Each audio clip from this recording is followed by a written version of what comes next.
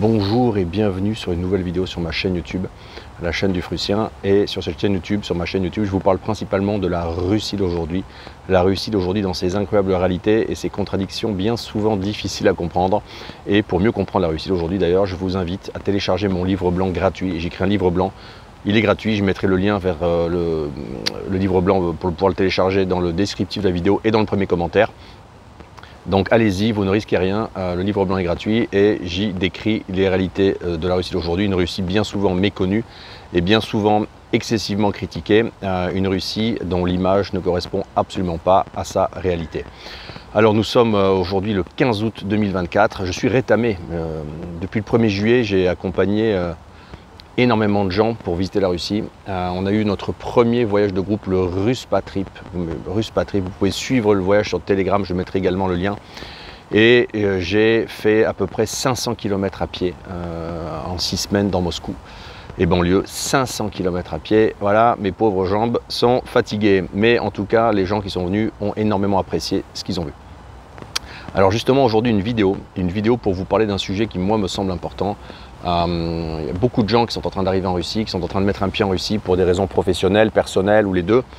Et il y a beaucoup de gens de plus en plus qui me contactent avec un projet Russie, un projet de vie en Russie, un projet de déménagement en Russie.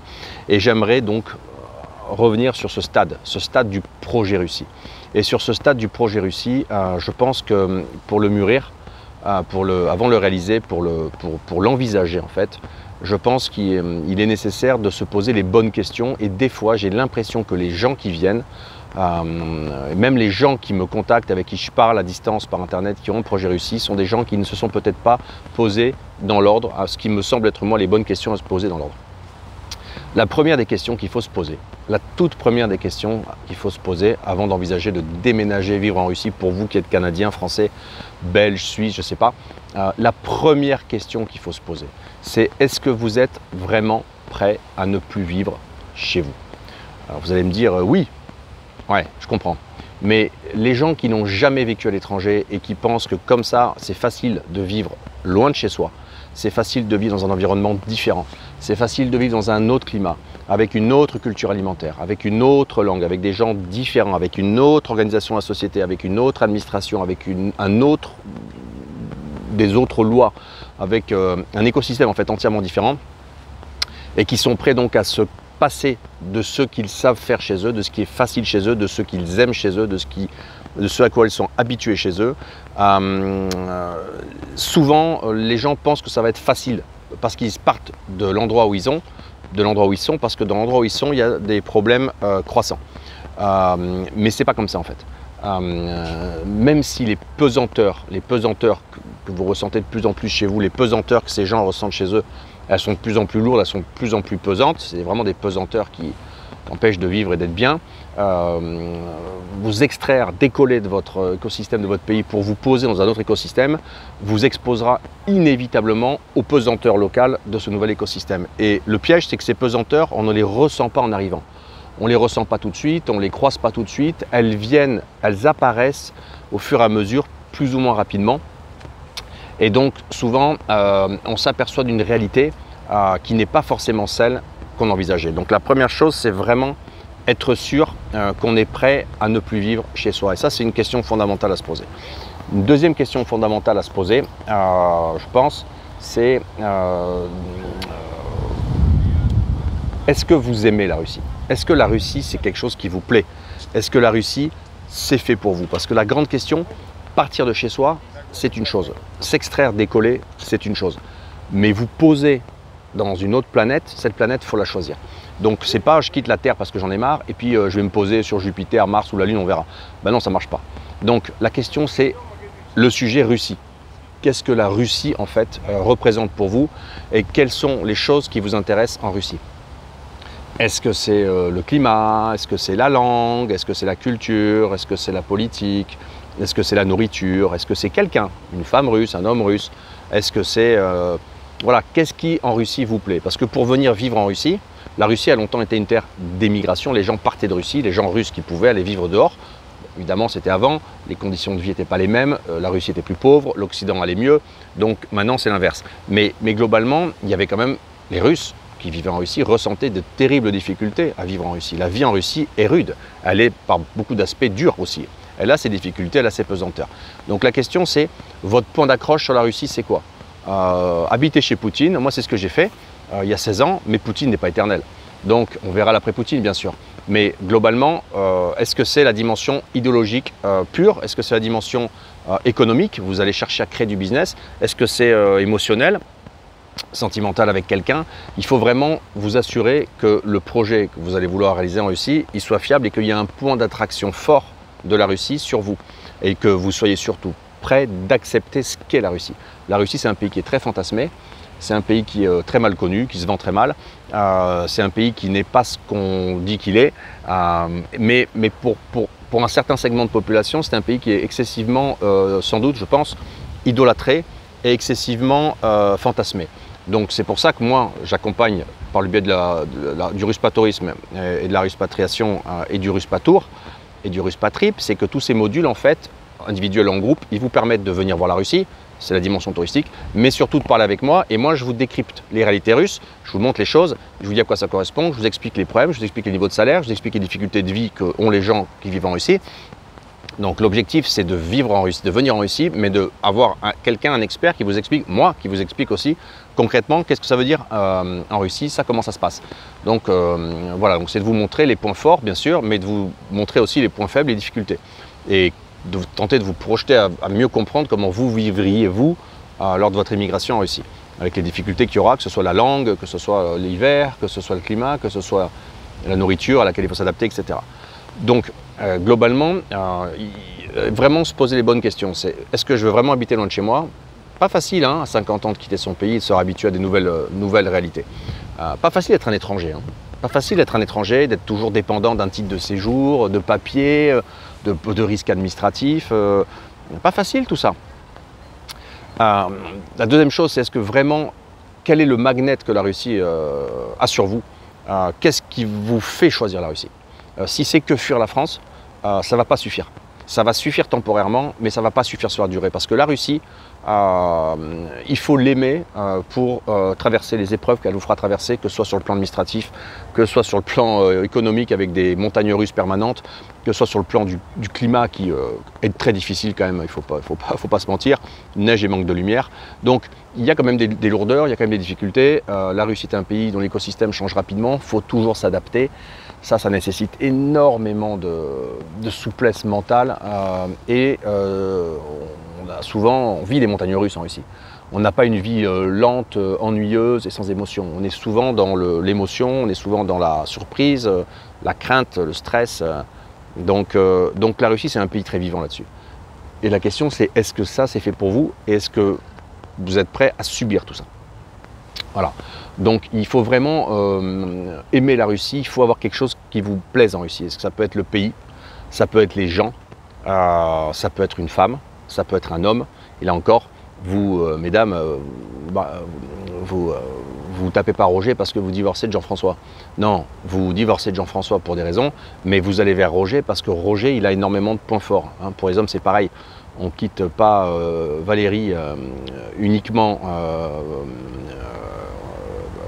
on ne se met pas avec Tatiana uniquement parce qu'on quitte Valérie. On se met avec Tatiana parce que Tatiana présente des points d'intérêt.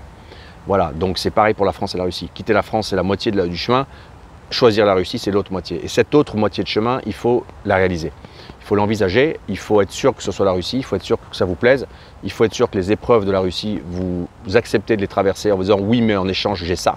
Donc il faut être sûr de ça. Encore une fois, voilà, donc il y a vraiment, c'est ça. Une troisième chose, je pense, qui est fondamentale, selon moi, c'est le projet. C'est la définition du projet, en fait. C'est la réalisation économique. Il y a des gens qui n'ont plus besoin de travailler, que j'accompagne, je comprends parfaitement, ils sont à l'abri. Donc là, ça va être plus simple. Il y a des gens qui ont des boucles économiques qui sont en place, qui leur permettent de passer 6 mois, 9 mois, 12 mois par an en Russie. Cela, bon gré mal gré, si pas d'erreur, si pas d'accident, ça va le faire aussi. Puis il y a l'autre contingent. Il y a l'autre contingent de gens, c'est le contingent de gens qui va s'extraire économiquement de sa situation, qui va décider de déménager et qui va chercher une activité économique sur la zone ou en lien avec la zone. Et là, pour ce contingent de gens, c'est encore une autre difficulté à surmonter parce que l'écosystème change très vite. La Russie traverse actuellement une très forte transition, une désoccidentalisation de l'économie, un réalignement sur l'Asie et l'Orient et donc et vers le Pacifique. Et donc il y a vraiment une espèce de moment de transition qui est en cours et qui n'est pas terminé et qui laisse moins de place aux Européens, aux Occidentaux pour travailler tout simplement comme employés. Et moins de place même aux gens qui travaillent à distance parce que c'est plus compliqué, les virements bancaires passent plus, il faut des contournements, etc. Donc si vous avez une activité en ligne, eh bien elle est plus compliquée même de Russie finalement, puisque se posera la question des transferts de fonds. Donc en gros, la chose à laquelle il faut réagir, c'est le bilan sur la France. Ça, je le comprends, il est assez clairement fait chez les gens. Je pense que le bilan de choix de la Russie est souvent pas assez approfondi. Et moi, c'est pour ça que j'accompagne encore une fois. Et qu'on me dit souvent, tu es trop dur sur la Russie, tu nous décourages. Non, moi, je vous dis les choses telles qu'elles sont justes. Et c'est dur. Donc, il y a des difficultés aussi. Voilà. Et la troisième étape, c'est une fois que c'est le choix Russie, pour des raisons qui peuvent être, encore une fois, idéologiques simplement, pour des raisons qui peuvent être sentimentales, rencontrer quelqu'un, pour des raisons qui peuvent être autres. Une fois que ça c'est fait, et que ça c'est aussi en place, c'est la deuxième brique, il reste la troisième qui est la réalisation d'un projet économique si vous êtes encore dans une situation où vous avez besoin de travailler. Et là se greffent d'autres obliques. La compréhension de l'écosystème dans lequel vous allez aller et la langue. Alors la langue, je ne vais pas trop en reparler parce que j'en parle assez. La Russie s'est russifiée. Il faut parler russe pour opérer en Russie aujourd'hui, dans la vie de tous les jours, de plus en plus, mais surtout pour le travail. Ça, c'est très russifié, la Russie. C'est un processus qui a commencé, comme moi je savais, il y a 15 ans, mais qui s'est accéléré par vagues. Donc, la langue. Donc là, au lieu de regarder des sites inutiles qui vous apprennent et ressassent les mêmes trucs, toutes les heures, toutes les minutes de dispo, faites du russe. Faites du russe, faites du russe, faites du russe. Gagner du temps, c'est l'investissement. C'est la première oblique. La deuxième oblique, c'est le style de vie. C'est le style de vie. Bien sûr, les gens que j'accompagne découvrent Moscou et voient que Moscou, même si c'est une grande ville de 14 ou 15 millions d'habitants, elle est parfaitement agréable, vivable, pas bruyante, il y a de l'herbe, du vert, des lacs, des parcs géants, donc c'est une ville extraordinaire. Et ça aussi, c'est une dimension importante à laquelle vous devez prêter attention. Bien souvent, les gens que j'accompagne, il y a un segment d'urbain, mais il y a des gens qui sont, voilà, qui ont fait ce mouvement compréhensible de partir de la grande ville française vers la petite ville, voire de la petite ville vers la campagne. Et donc leur idée, ce serait un petit peu de dupliquer ce style de vie, c'est-à-dire de migrer de France vers la Russie en se disant, ben moi je m'installe à la campagne russe. Rêvez pas, ça n'arrivera pas. Il n'y a pas de Français en campagne russe, il n'y en a pas. Il y a des gens qui sont là, qui sont contraints d'y être et qui ne vivent pas bien parce qu'ils n'ont pas de ressources financières. Mais ils sont généralement soit russophones parfaitement, donc russifiés, soit ils sont à la charge d'une compagne russe dans le village qui fait tout pour eux parce qu'eux ne parlent pas un mot de russe. S'ils étaient seuls, ils ne le feraient pas.